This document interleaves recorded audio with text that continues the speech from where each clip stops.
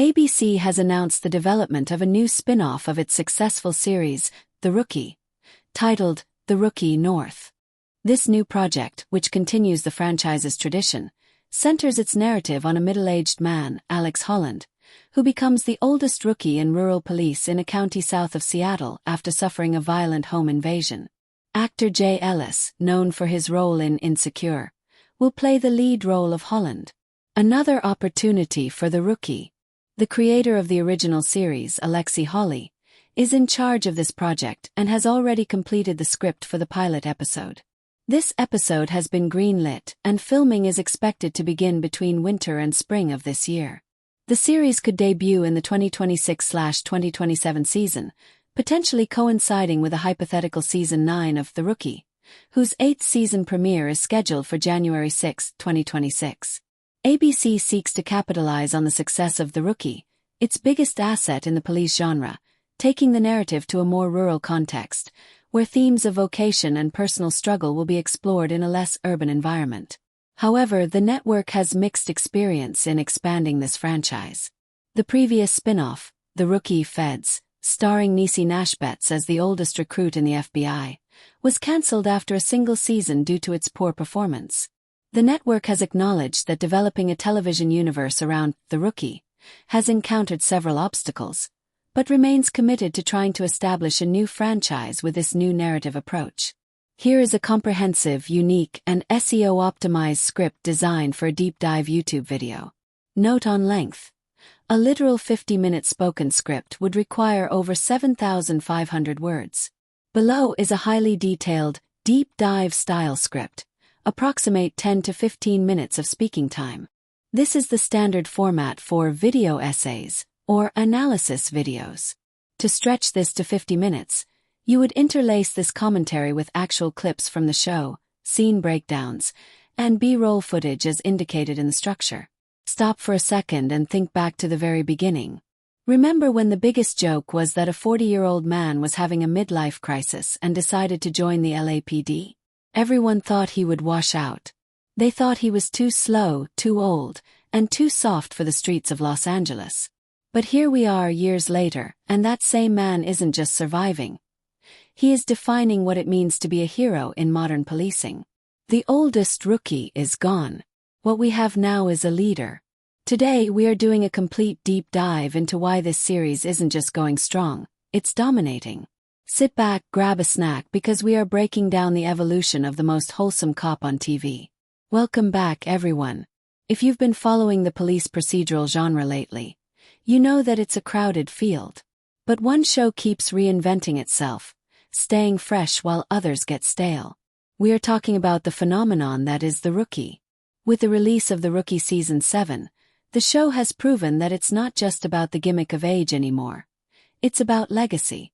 Today we are going to look at how the protagonist, John Nolan, transformed from a skeptical boot into a training officer who is now shaping the next generation. Let's be honest, the heart of this show has always been Nathan Fillion's portrayal of John Nolan. In the early days, the charm was in his mistakes. We loved watching him trip over fences or get scolded by Sergeant Gray. It was relatable. But the writers did something brilliant. They let him grow up. They didn't keep him in that bumbling rookie box forever.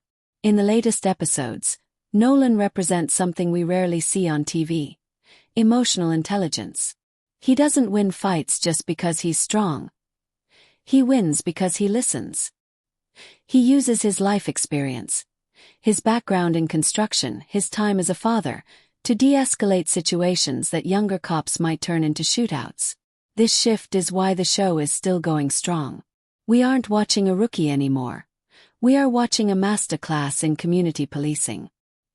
He has become the moral compass of the precinct, proving that kindness isn't a weakness in law enforcement. However, a protagonist is only as good as the team around him. You cannot talk about the success of this series without discussing the elephant in the room, or rather, the romance in the patrol car. I'm talking about Chin Ford. The dynamic between Lucy Chan and Tim Bradford has become a massive engine for the show's popularity. What started as a strict, almost hostile training officer relationship evolved into one of the most organic slow-burn romances on television. It brings a layer of personal stakes to the high-octane police work. When they are in danger, we feel it differently. It's not just cops in trouble. It's people we love. And let's not forget Angela Lopez and Nyla Harper, two absolute powerhouses who balance out Nolan's optimism with necessary grit.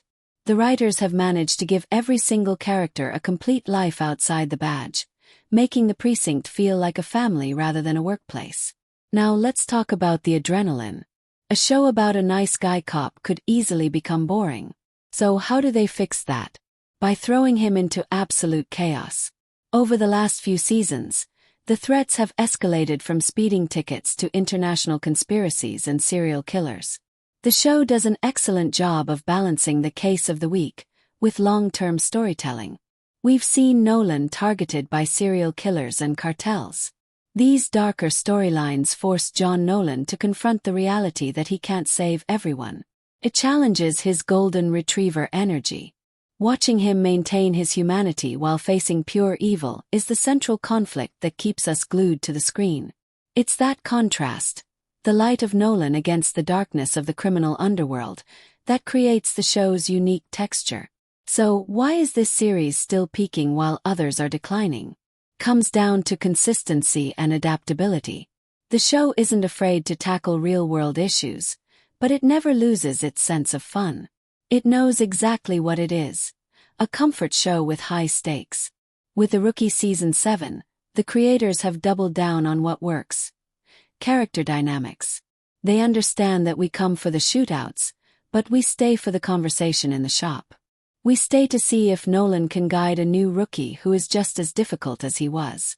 We stay to see if Lopez can balance being a detective and a mother. It's the human element. The show respects its audience by not resetting the characters' progress every season. They carry their scars, and they carry their victories. To wrap this up, The Rookie is going strong because it allowed its protagonist to graduate. It didn't trap John Nolan in the pilot episode forever. It allowed him to become a teacher, a leader, and a hero. If you are loving the new direction of the show as much as I am, let me know in the comments. Do you think Nolan will eventually become the captain of the precinct? I'd love to hear your theories.